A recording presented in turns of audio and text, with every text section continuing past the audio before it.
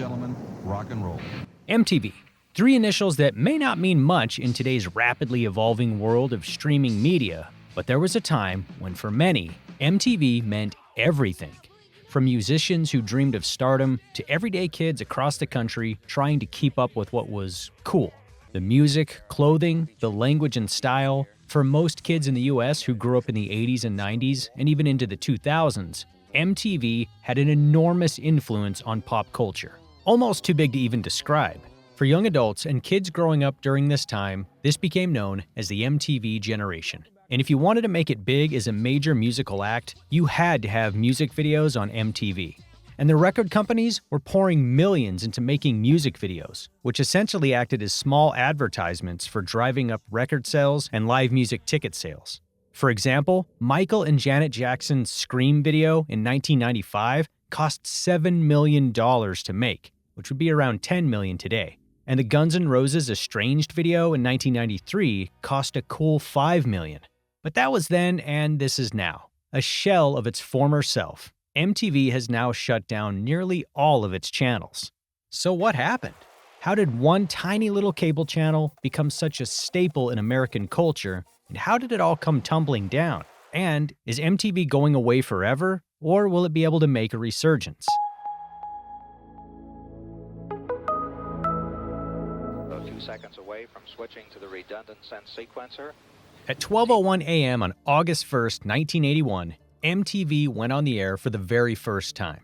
Music videos weren't a new concept, but creating a 24/7 cable channel centered around them was, and industry leaders were skeptical. Announcing the latest achievement in home entertainment, the power of sight, video, the power of sound.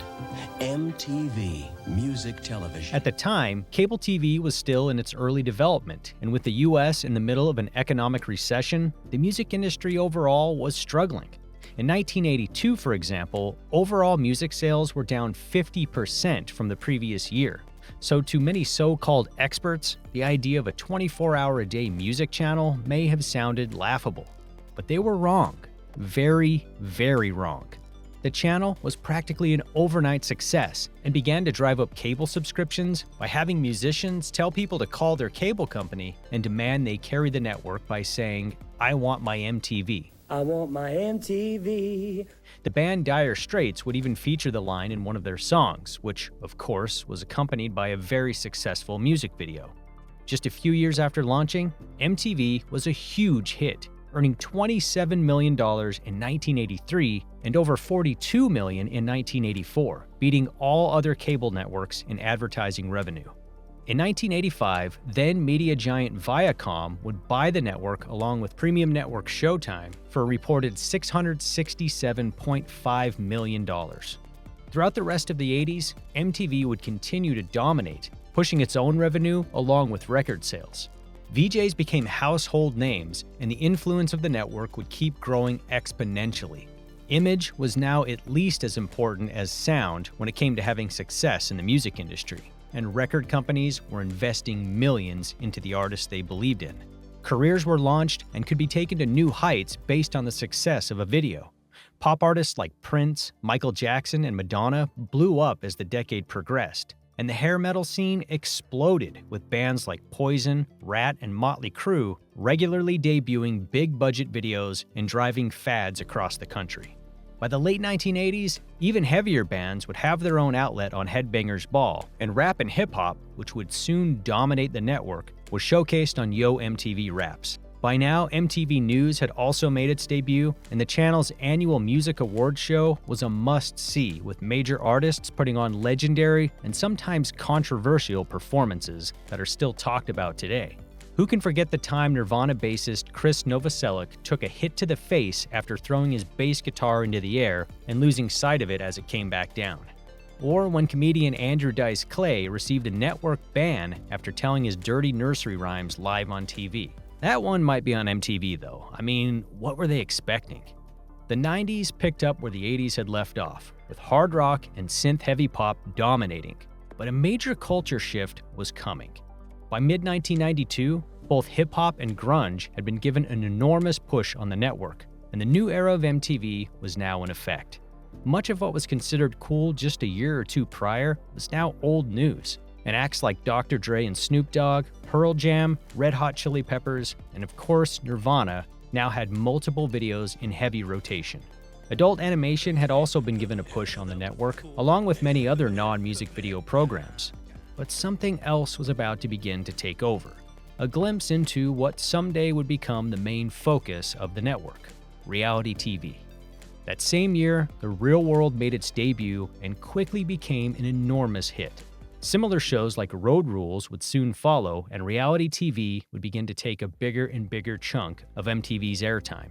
But music videos would still continue to drive the channel's success throughout the decade, and in 1998, one of the channel's most popular shows of all time, Total Request Live, would debut and go on to enjoy a 20-season run.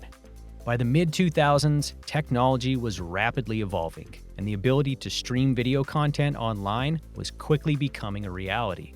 With the advent of YouTube, artists were now able to produce and distribute music videos without MTV, and fans could now watch the videos they wanted to see on demand, instead of sitting through hours of content and commercials just to maybe catch that one they were looking for. And record labels no longer had to provide MTV with free or discounted content that in the past would provide enormous exposure for their artists that they couldn't get anywhere else. And the labels and artists were now demanding royalties in order to keep their content on MTV. Although the network tried to stay relevant by creating an online space where music videos could be watched, YouTube had become a much bigger platform and offered much more than just music videos, which in turn attracted a much wider audience. By this time, MTV was rapidly losing its power in the music industry. Network executives had also realized that reality TV shows could hold a viewer's attention span much longer than a music video, as people tended to channel surf during the videos they weren't interested in seeing. This equated to more advertising revenue for the channel. As time moved on, so did MTV. Video blocks became fewer and far between, and were mostly moved to auxiliary channels, while reality TV and scripted shows became the network's main focus. The trend would continue throughout the next few decades until October 2025, when it was announced that its international auxiliary channels like MTV Music, MTV 80s, MTV 90s, Club MTV, and MTV Live would all stop broadcasting by the end of the year. So is MTV officially dead?